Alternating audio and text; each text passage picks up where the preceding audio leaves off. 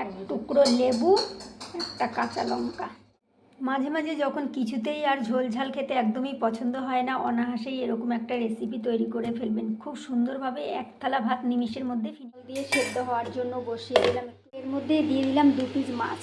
মাছের মাথা দিয়ে মাছ দিয়ে তো অনেকে বাঁধাকপি খেয়ে দেখেছেন, এই পদ্ধতিতে একবার খেয়ে দেখুন না, দুর্দান্ত স্বাদে হয়। মাছটা একটু আগে থেকেই তুলে নিয়েছি, এবার থাকুক একটু ঠান্ডা হবার জন্য। একটু জলটা ছেঁকে নিই।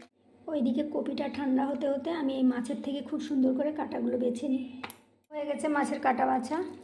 ঠান্ডারে আমি কপিটাকে পেস্ট করা হয়ে গেছে। তেল দিয়ে তার মধ্যে দিয়ে দেবো কয়টা শুকনো রসুন আর লঙ্কাটাও লাল লাল করে ভাজা হয়ে গেছে। এবার না তেলেই দিয়ে দিলাম একটু কালো একটা পেঁয়াজ কুচি, কাঁচা লঙ্কা কুচি। পেঁয়াজ আর লঙ্কাটা এরকম লালচে ভাজা ভাজা হয়ে গেলে তারপরে দিয়ে দেবো মাছের ভর্তাটা। দিয়ে দেবো লবণ আর হলুদ, সামান্য আস্তে গন্ধটা চলে গেলে এবার দিয়ে দেবো কপি বাটা। এবার কষাতে থাকবো যতক্ষণ না গায়ের থেকে রসটা টেনে যায়।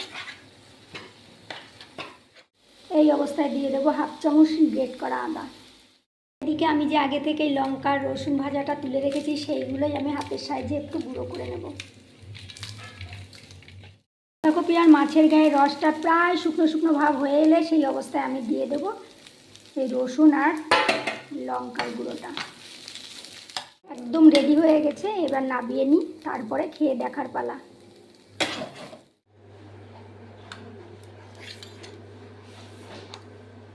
ঢেলে নিই। এবার গরম ধোয়া ওঠা ভাতে এক ডলা নিয়ে নিলাম। ডলাটা ভাঙলাম, একটু লেবু নিয়ে নিলাম।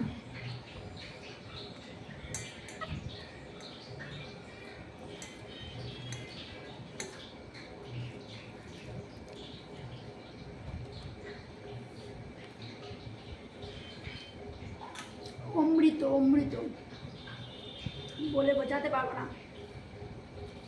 এরকমভাবে অবশ্যই করে খেয়ে দেখবেন, অসাধারণ লাগে, অসাধারণ। আর কিচ্ছু লাগে না।